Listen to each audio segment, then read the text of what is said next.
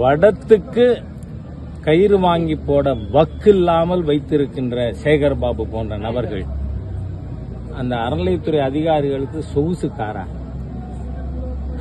வாபஸ் வாங்குங்கிறேன். வேலை செய்யாத அதிகாரிகளுக்கு எதுக்குங்க சொகுசு கார்?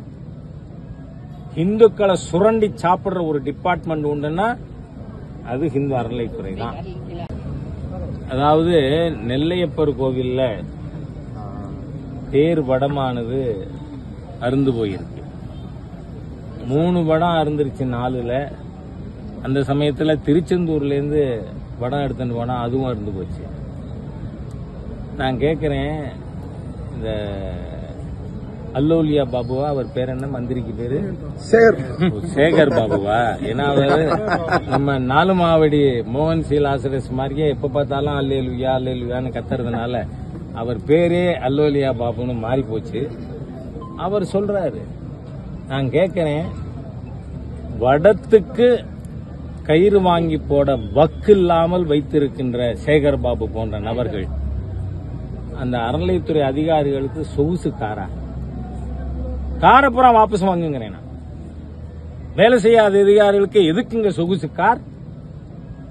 இந்துக்களை சுரண்டி சாப்பிடுற ஒரு டிபார்ட்மெண்ட் உண்டுன்னா அது இந்து அறநிலையத்துறை தான்.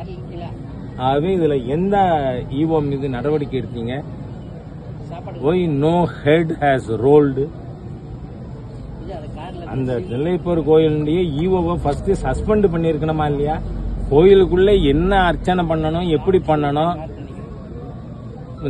சுவாமிக்கு நைவேத்தியம் என்ன வைக்கணும், என்ன வைக்கப்படாது, இதெல்லாம் தலையிடுறீங்களா அனாவசியமா? இது கயிறு சரியா இருக்கா?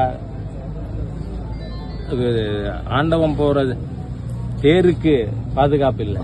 ஆனா இந்த அதிகாரிகள் போறதுக்கு சொபிஸ்டிகேட்டட் வெஹிக்கிள். அதுக்கப்புறம் யூ விட்ரா இட் ஃபர்ஸ்ட். அந்த கோவில்ல இருக்கிற ஈவோக்கு இனிமே உனக்கு கார் கிடையாது, சைக்கிள்ல போன்னு சொல்லுங்க. அப்ப எல்லா ஈவோக்களும் ஒழுங்கா செயல்படுவாங்க. அதனால இல்லைன்னா நாம போராட வேண்டியிருக்கும்.